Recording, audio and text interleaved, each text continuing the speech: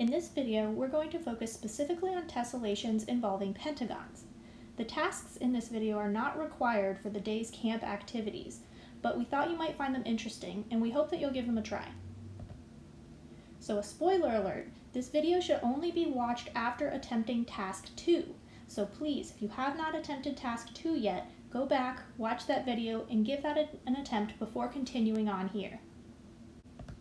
In task number 2, you were asked to tessellate with some regular polygons, including regular pentagons, and you probably noticed that you weren't able to tessellate with those regular pentagons, but you were able to tessellate with triangles, squares, and with hexagons. So mathematicians find this strange, and so mathematicians wanted to see if we could still find ways to make things work, by maybe bending the rules a little bit. So one way that we could bend the rules in trying to tessellate with regular pentagons is to allow for another shape in our tessellation. Another way that we could bend the rules to try to tessellate with pentagons is to maybe allow for things that are not regular pentagons. So let's look at that first rule bend, including another shape.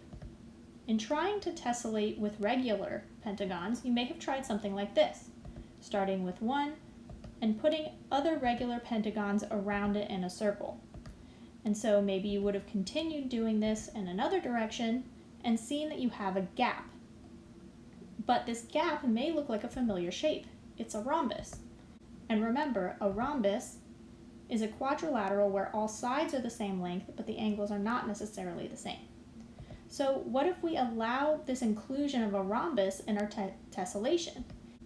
If we allow ourselves to include a rhombus, then we can tessellate the plane by filling in those gaps. So now something you could try is trying to tessellate the plane with a regular pentagon and one other shape. You could try using a rhombus and seeing if there's another way to tessellate the plane using those two shapes, or you can include a shape different from a rhombus.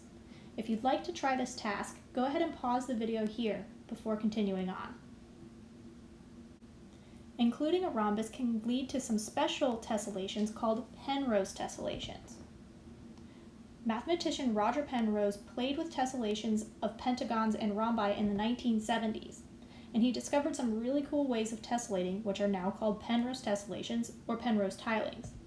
So here's an example of one over here. These tessellations are special because these tessellations are aperiodic, meaning they do not have a repeating pattern to them. While there are similar shapes used over and over in the tessellation, no one area is exactly the same as another area of the tessellation, and that's what makes it aperiodic. So let's look at that other rule bend, where we allow our pentagon to be irregular. So would a pentagon like this tessellate? Or maybe this one?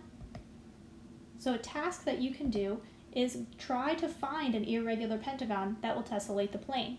If you'd like to try this task, please pause the video here before continuing on. So tessellating with irregular pentagons turns out to be a pretty interesting problem, because there are only 15 classes of pentagons which will tessellate the plane.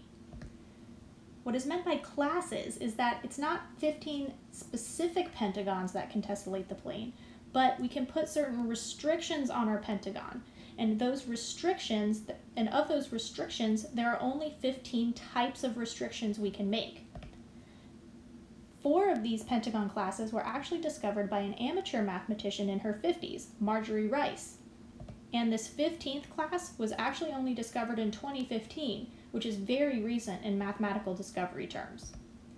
And when that mathematician found the 15th class of pentagons, he also proved that those were the only 15 that will work. So there's no more classes to find. So one last task, if you're interested in doing it, would be to access some files with examples of those tessellating pentagons and try to tessellate with them yourself. Then you can go ahead and continue on with the task 3 video.